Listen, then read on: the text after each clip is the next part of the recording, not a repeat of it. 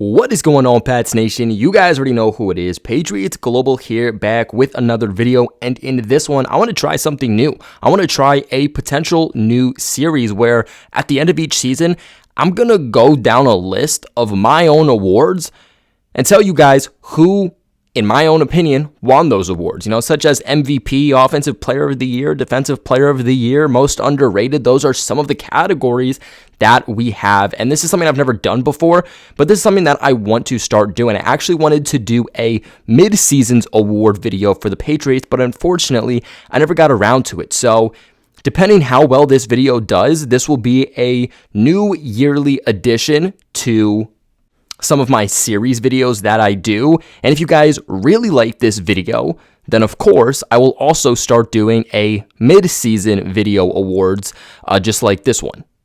All you guys got to do, of course, is show this video some love, guys. Leave a thumbs up, maybe share it with some friends, and of course, comment down in the comment section below how you feel about potentially making this a yearly thing.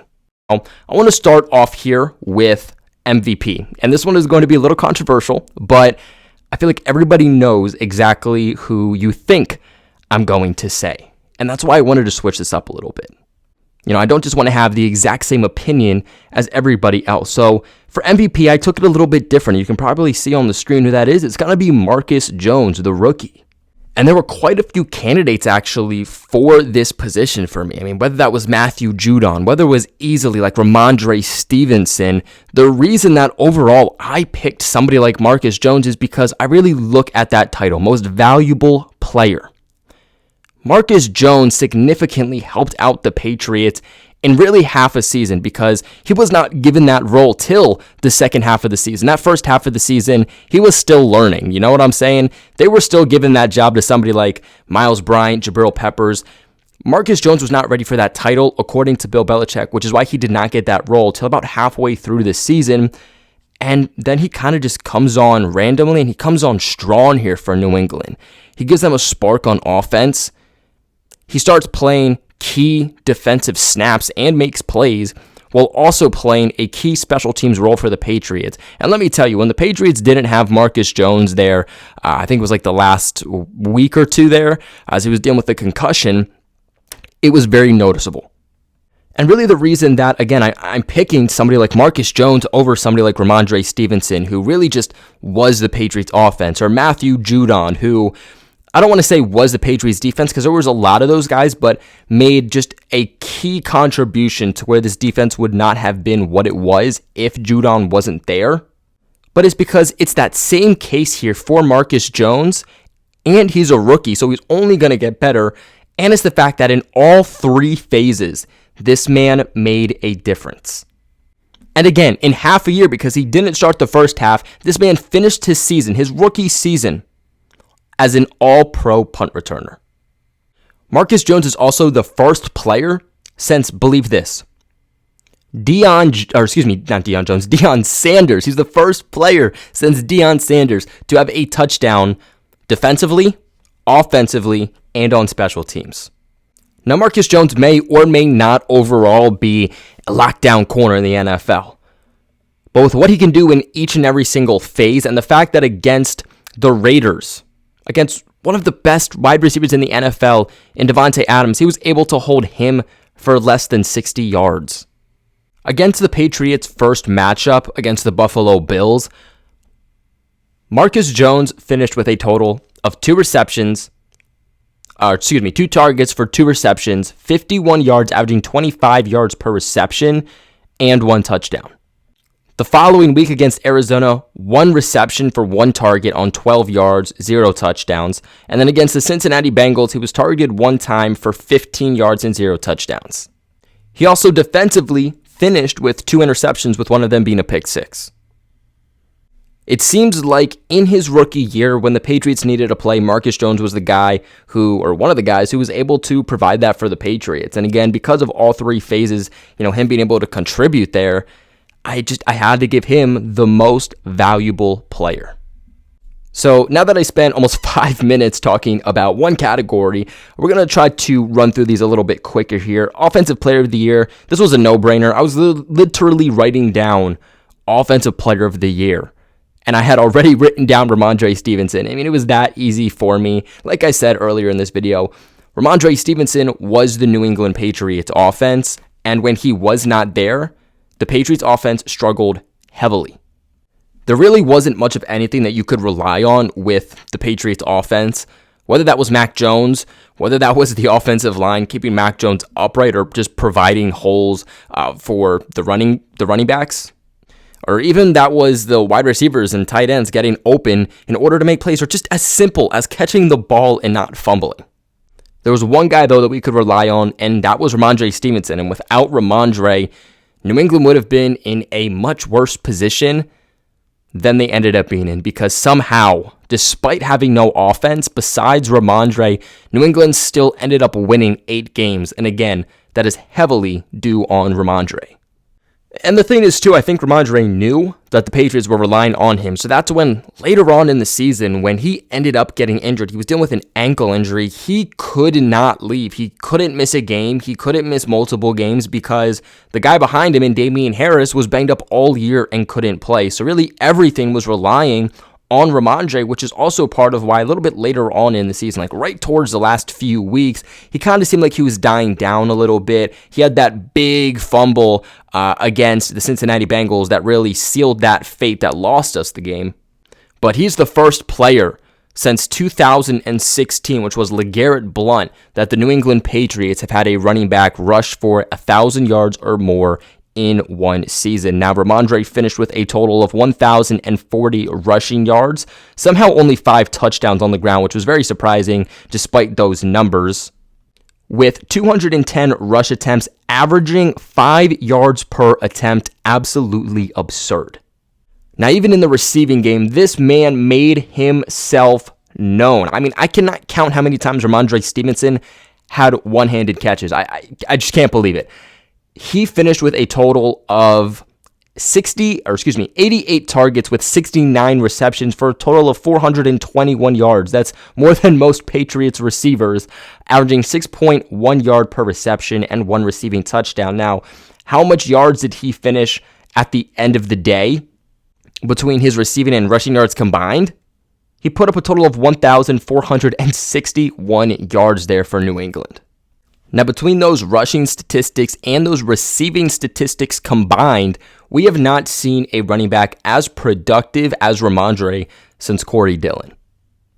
Now, next up, we just talked about Offensive Player of the Year. I want to talk about Defensive Player of the Year, and for me, that's going to be Matthew Judon. This one was a little bit tough for me. There was a couple guys that were candidates for this, whether that was Matt Judon, whether that was Kyle Duggar, whether that was Josh Uche. I just had to go with Matthew Judon because of the attention that he was receiving. The amount of double teams, like, that's what keeps offensive coordinators up at night, is Matthew Judon. They know they got a double team, and they know he's going to be a force to be reckoned with, not just in pass rush, but even at stopping the run.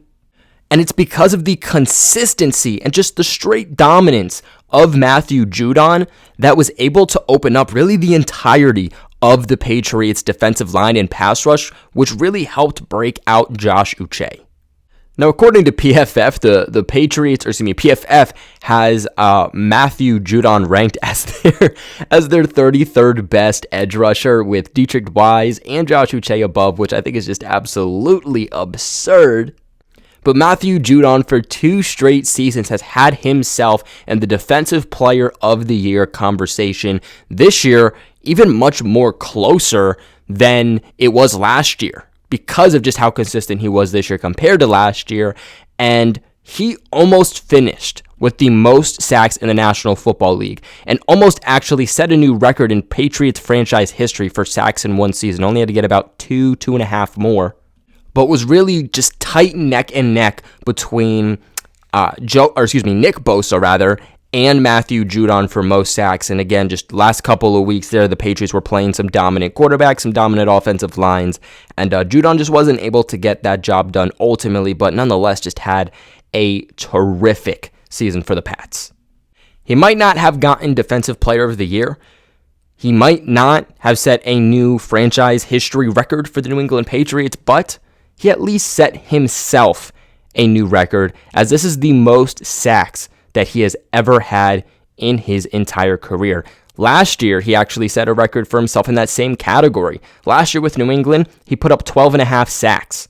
That was a new record for him. This year, he does it yet again, putting up 15.5 sacks. To go along with that, he was able to also put up a total of 2 forced fumbles and 3 passes defended, and was also able to finish with a total of 60 total tackles, which ironically enough is the exact amount he put up last year also. And ultimately, Judon just succeeded in every position that he was asked to be put in, no matter where he was on the field, no matter what circumstance it was between pass rush or stopping the run, but they even put him into coverage quite a few times. And like Matthew Judon said himself in the Pro Bowl, he has never been dunked on. And let me tell you, in coverage, he made sure that was known. Now, next up here on my list, I have most underrated player.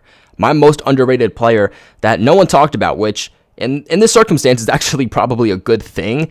It's Michael Onwenu, the offensive lineman, right guard for the New England Patriots. This man did not allow a single sack. Yeah, you guys heard that right. This man did not allow a single sack until the Patriots' second to last week in the regular season against the Miami Dolphins. Not to mention either that he was an Iron Man for the New England Patriots. I mean, that might be an award I have to add at some point to this list, is Iron Man of the Year, which is essentially how durable were you? Because we all know the best ability for any player in sports is availability. And let me tell you, Michael Onwenu has been exactly that. He played 100% of the Patriots' offensive snaps all the way up until our final week against the Buffalo Bills. Against the Bills, Week 18, he played a total of 91% of our offensive snaps. The rest of the year, he played 100. So the fact that he played 100% of snaps up until that last week, and even then just played a little bit over 90, and to the second to last week finally allowed his first sack. The fact that more people are not talking about Michael Onwenu absolutely blows my mind, but this man is going to get a massive contract, whether that's from the Patriots or not. Michael Onwenu is a guy that's going to be a free agent, not this offseason, but next offseason in 2024, and the Patriots are definitely going to need to retain him. Not to mention that with all the penalties that the Patriots had, especially offensively and especially throughout that offensive line in 2022, Michael Onwenu only accounted for a total of 2 penalties for New England. Overall, just a stellar season there by Michael Onwenu, playing a total of 1,044 snaps for the New England Patriots, allowing, like I said, 2 penalties, only 1 sack allowed, only 2 quarterback hits allowed, and only 14 pressures allowed. This man is underrated, and we got to get him locked up long term. That's what I'll say. Now, my comeback player of the year was not too hard for me, and that's Josh Uche. This man finally broke out, and some can argue that maybe this could have been breakout player. My only thing is that we've seen these flashes from Josh Uche in the past, especially his rookie year. Like, this man has shown those flashes time after time, but it took him until this point. Talking about halfway through his 3rd year to finally get unlocked. And it's because we've seen these flashes before, just not at a consistent level, that I wanted to put him on comeback player of the year. And like I said, it really was not until halfway through the year that Josh Uche randomly just bursted upon the scene here for the New England Patriots. From weeks 1 to 7, Josh Uche did not put up a single sack for the Patriots. It was week 8 against the Jets that he put up his first sack of the season, and that is where everything finally took off for him. A week later against Indianapolis Colts is when he put up 3 sacks, and everything just started to start flowing for him. He wasn't great as a run defender. PFF graded him only a 63.7 overall run defensive grade. That's always been an issue there for Josh Uche, but he still put up an elite pass rush grade of 87.8, which is why he really has bursted onto the scene. That's why we're talking about him here right now. Run defense is one area that he needs to get better at, and if he doesn't, that's one issue that's going to prevent him from getting a bag one day, but it's also going to prevent him from getting more snaps. Why did Matthew Judon get such a big bag? Why did Matthew Judon get so much playing time and is in a key role for the Patriots? Well, it's because he can play in every single phase. I mean, you are ultimately a liability if you can only play the run or only play the pass. He got better at playing the run this year and definitely took a big step forward in pass rush. But he definitely needs to continue to work on that run defense if he's going to be a key piece to any team's defense. We were asking ourselves last offseason when the Patriots released Kyle Van Noy, surprisingly, we said, who's going to be that guy opposite of Judon? And it took us about halfway through the season to figure out who that guy was. But let me tell you, now that we know who it is, this is a dominant pass rush force of Josh Uche and Matthew Judon. 56 total pressures here by Josh Uche.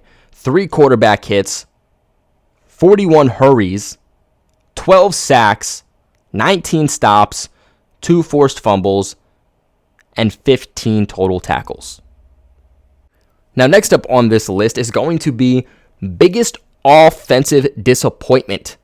So who was the guy for me that this offense I was expecting more from and ultimately was just disappointed in overall? And that guy for me, there were quite a few guys that I could have put here, but this one was my biggest overall disappointment because, man, I had just such high expectations for Kendrick Bourne. And this is really no fault of his own. There were some issues that I would say were his fault, which we'll talk about, but man, I was expecting so much more from Kendrick Bourne here.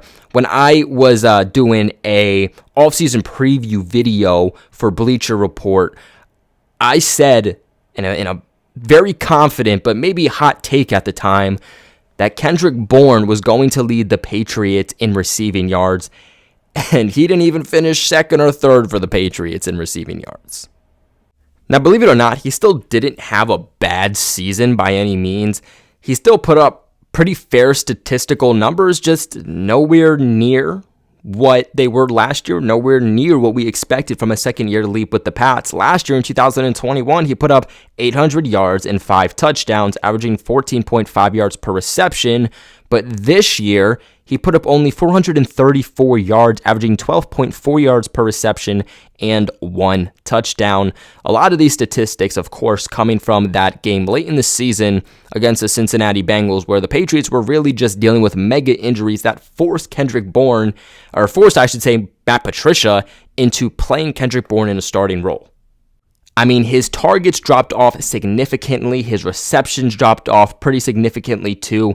In 2021, he was targeted 70 times, while this year only targeted 48. Last year, 55 receptions. This year, only 35 receptions.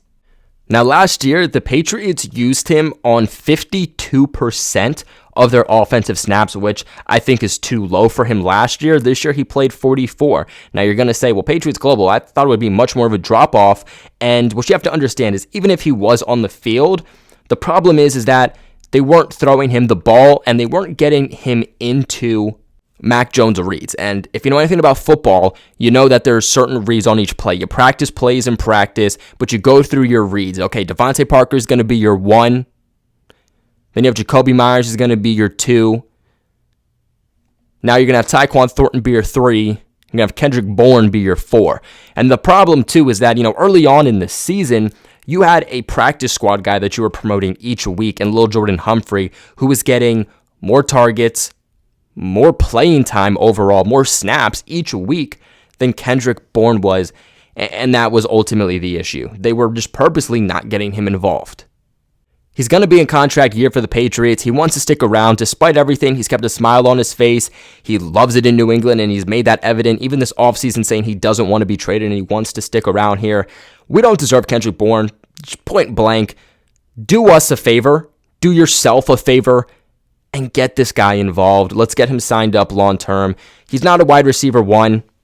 I do still think he could be a wide receiver 2. Some people don't. But he should absolutely be nothing less than a wide receiver 3. Now, next up on this list is going to be biggest defensive disappointment. We just talked about biggest offensive disappointment. This is biggest defensive disappointment. And to me, man, that's Jalen Mills. And I almost put Christian Barmore here. But at the same time, Christian Barmore was also dealing with an injury, but he did still play a little bit more than Jalen Mills. And let me tell you, when Christian Barmore was in the lineup and healthy, this man made an insane impact. And we saw that the final 2 weeks of the season when he was actually able to come back. Jalen Mills, though, man, I mean, all offseason we heard Jalen Mills this, Jalen Mills that. Because ultimately, he was the guy we were all leaning on. J.C. Jackson left. He signed a massive, lucrative deal with the Chargers, which, didn't necessarily work out for him, but that's a topic for another day. But we're hearing how great Jalen Mills is performing, all offseason. Looking like he's potential CB1 for the Patriots, believe it or not. CB1 to, potentially CB2. And especially in a year where the Patriots needed Jalen Mills arguably more than they have ever needed Jalen Mills, or Jalen Mills has ever been needed anywhere else in his entire career, and we just didn't have him.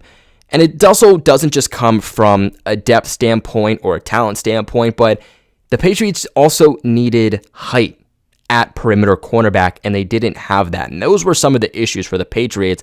You had guys like Miles Bryant or Jonathan Jones or Marcus Jones playing on the outside, and these guys are 5 foot. We really didn't have any 6 foot receivers, 6 foot defensive backs, which is the problem, and that's why you saw a lot of the times our safeties having to play perimeter cornerback just to match up with some of these receivers and tight ends that just have easy height advantages over our small corners. Jalen Mills isn't super tall, but he's 6 foot, would have gone a long way. Now, last year for the Patriots, his first season with us in 2021, he played a total of 90% of the Patriots' defensive snaps. And he arguably would have played, one, a more prominent role, but two, even a lot more snaps than he played, 90. If he's CB1, as long as he can stay healthy, he's probably playing between 98 to 100% of the Patriots' defensive snaps. But he ultimately falls due to injuries, playing only a total of 75% of the Patriots' defensive snaps this year. That also led to him only playing a total of 10 games this year. He was still able to make some plays for the Pats, though. He was able to put up 2 interceptions. He was able to put up 5 passes defended, 0 forced fumbles, though, a total of 31 tackles. I think that he could have had a career year for himself if he was able to stay healthy, ultimately not able to. And that's really what drops him here to biggest disappointment because, he was expected to be CB1. There were a lot of expectations for him in a year where the Patriots had no real identity to their corner group, and he fell short. Now, 2 more awards here, guys. Offensive Rookie of the Year. This is one that I did sit with probably for the longest because I looked at this draft class, and it wasn't going to be Kevin Harris, and it wasn't going to be Pierre Strong. That really wasn't their fault. They just weren't really given a role this year, and that's understandable as rookies. But that really puts us in a position where we're talking about either Cole Strange or Tyquan Thornton, which just so happens to be the Patriots' first 2 picks in last year's draft. Because you also have Andrew Stuber and Chasen Hines, who also didn't really play. And I know some people who did these awards, awarded Cole Strange just because he played, in a more important role for the Patriots and whatnot. But, ultimately it looked for me like neither of those guys did anything good. They didn't do anything that really deserved to be put on this list, but somebody has to be put on this list at the end of the day. So for me, it fell down to, all right, who did the least bad? And that ultimately was Tyquan Thornton for me. Cole Strange, I think, started off pretty good, but then as the Patriots offensive line started to get mixed up, you had guys switching from right tackle to left tackle, and then, Isaiah Wynn's pouting, and all of a sudden he's injured 24/7. So now he's not playing. A lot of continuity issues, which I don't totally blame Cole Strange for that. We even saw this with Michael Onwenu, who literally got an award this year for most underrated and just how good he was. But when you mess with continuity along the offensive line, especially with a rookie, you're going to get messed with a little bit. Because the offensive line is very big on communication and who you're passing blocks off to. And a lot of that did fall on Cole Strange. But because of that, he also got benched several times this past season. And so I look at that and I say, at the end of the day, Cole Strange did more bad than Tyquan did. I can't give that Offensive Rookie of the Year award to Cole Strange. Allowed multiple sacks this year. And while I don't think Tyquan did anything spectacular or anything super special, he did put up decent numbers for the Patriots for a guy that is a rookie, for an offense that had no identity or had no clue what it was doing all season, and for somebody that came into the season late due to injury. And I mean, one thing Tyquan was able to do was essentially take over the role of Nelson Agholor, and that honestly might have just been more Nelson Agholor playing as bad as he did and not being reliable that thrusted Tyquan into that role, more than it was Tyquan being deserving of said role. But nonetheless, he still took that role over once he was healthy from Nelson Agholor as the Patriots speedster on the outside as that perimeter guy.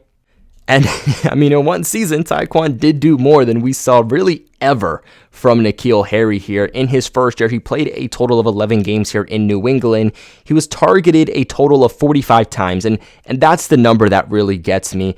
It's the fact that Tyquan was targeted a total of 45 times and made 22 receptions.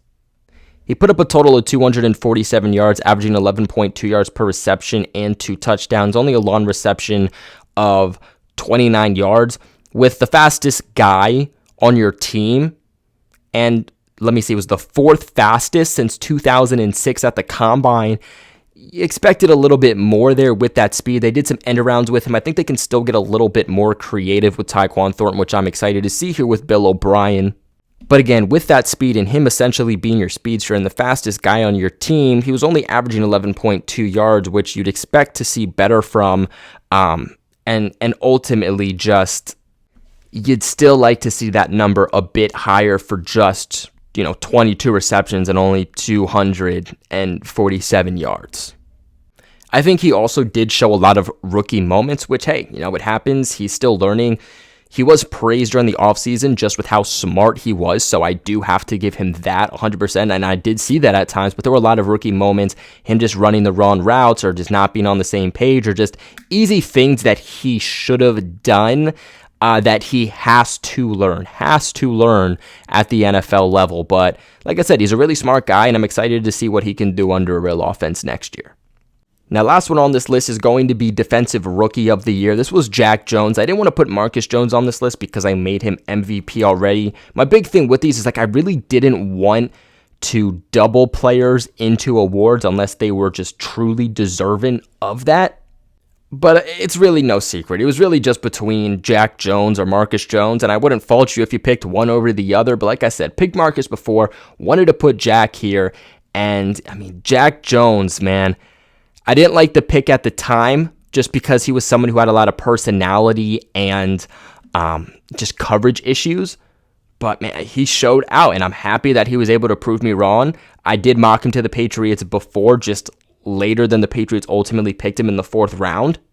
But from the little that we saw Jack Jones this season, I think that for a rookie, he showed a lot of potential and a lot of good poise. Somehow he played a total of 13 games for the Patriots. He started in 2 of them because of injuries, and that's when we saw the best of Jack Jones. I feel like I didn't see him in a total of 13 games, though, which is just a funny thing, but finishes with 2 interceptions. One was a pick 6 against the Green Bay Packers. But it was just also one of those situations where the Patriots really did not want to play Jack Jones unless they needed to. Like I said, he was thrusted into a number 2 role, and which is why he started 2 games during that span early on in the season because, again, of injuries the Patriots had. He only played a total of 54% of the Patriots' defensive snaps. And again, that's considering all of the questions and the injuries the Patriots had. In their secondary, they still only played him about 54% of their defensive snaps throughout 13 games. Not to mention that he gets injured, I believe, against the Cardinals, and that's the last we see of him. He gets put on IR, and then he gets suspended because supposedly he's missing, rehab appointments, or he's showing up late to rehab appointments and all this. And, now getting suspended, we are actually seeing, for one of the first times, because this usually doesn't happen, we're actually seeing those personality issues that we heard about that did drop his draft stock. So hopefully he can get it figured out. I think that he could have a good career here, and I think next year he'll have more of a prominent role, and he's shown potential. But I mean, Bill Belichick and the team, they're not going to mess with that. That's why he's ultimately suspended right now. And if he can't get that under wraps, then he'll just be on the outside looking in. But what are your guys' thoughts on my awards here for the New England Patriots 2023 or 2022, season? Let me know in the comment section below. Remember to leave a big like on this video, subscribe to the channel for all of your New England Patriots news, but don't you guys ever forget, go Pats.